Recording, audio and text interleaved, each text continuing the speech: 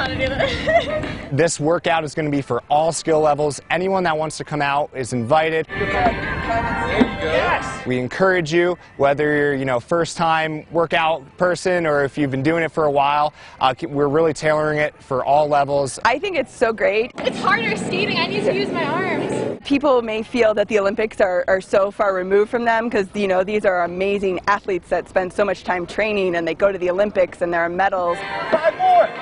So to be able to actually meet them and ask them questions and hear their stories, it makes it real, it makes it tangible, it makes it, very close to home. Yes! Definitely a cool experience to be able to be at the Olympic and Paralympic Museum with athletes. Not only that, but to also meet them and get to do an exercise with them. When we finish this, we're going to go back and do the other photos. We're only here for a couple days, but we scheduled our day to come here because we saw that both Tyler and D'Artagnan were going to be here and they would be able to meet, some real heroes. This right now is just to get people out to the museum, having fun, being outside and showing them, just a few things that, an athlete might do to prepare for the games. He's so fast!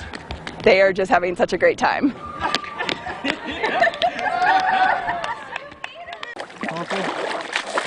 Water rescues can happen any time of year in Colorado. A lot more control over a stable body of water like this, but the bigger it gets and the deeper it gets, that obviously makes things very difficult for us. Colorado Springs Fire Department's dive team practicing with new recruits. So we're just under 7,000 feet here. At Gold Camp Reservoir. Anytime cold water is better for us.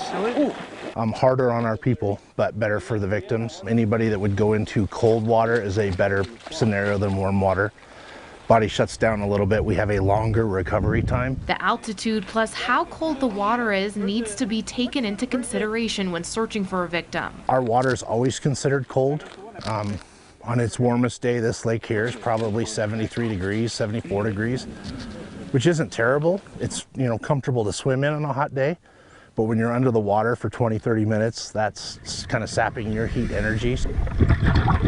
Visibility is their #1 challenge in the water. They use a sonar device to help them search. That last known or last best guess location is our best information.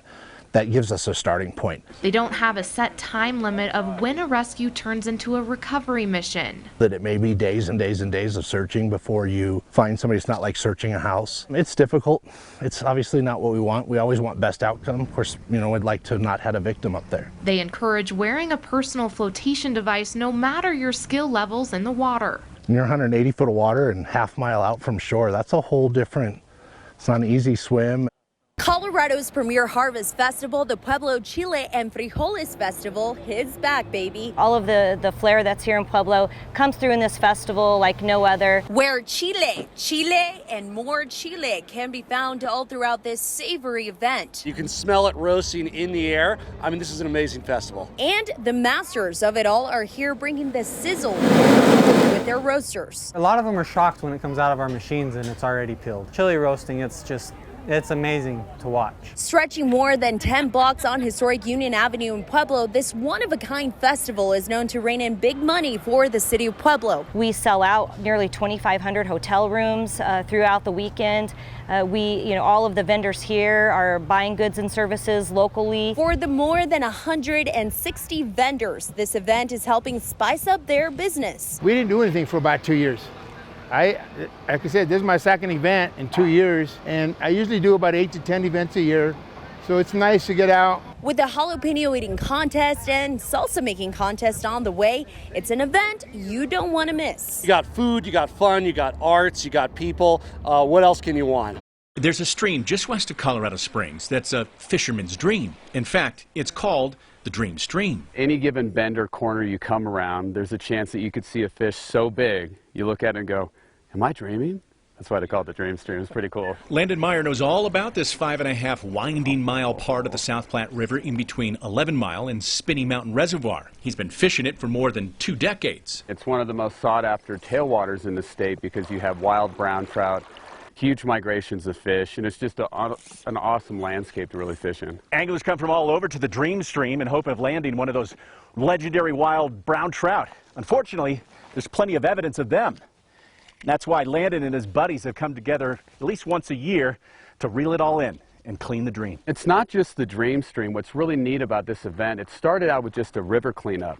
Now we clean up 11 Mile Reservoir, the Dream Stream, Spinney Reservoir, Antero Reservoir, and the headwaters, Tomahawk and Badger Basin. So we're cleaning as much as we can within South Park, 200 miles in circumference. It's really special. Last year's 5th running of the event brought in 175 volunteers who picked up more than half a ton of trash. And we celebrate, we actually take pictures getting the trash into the trailer. And Colorado Parks and Wildlife and 11 Mile State Park's office is the one that really helps us put this together. The rule at the Dream Stream is to catch and release your fish, a way of giving back to it. August 21st, 8 a.m., Bridge parking lot, Charlie Myers State Wildlife Area. It'll be a lot of fun. And everyone gets a chance to give back this weekend. Colorado dreaming.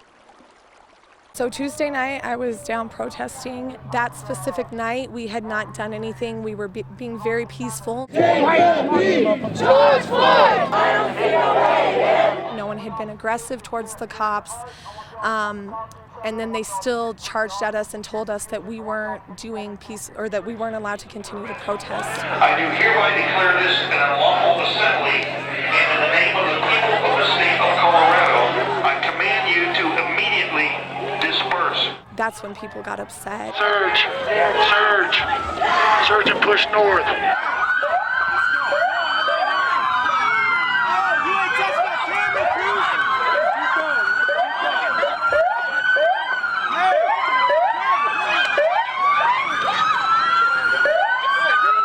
Next thing I know, I'm being thrown to the ground, and I'm not being told what is happening. I'm not being advised that I'm under arrest.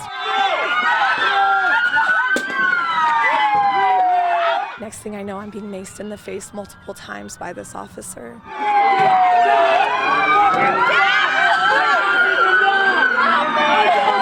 I was in shock from what was happening, and again, I was just very fearful for the gentlemen who they were aggressively coming after for no reason.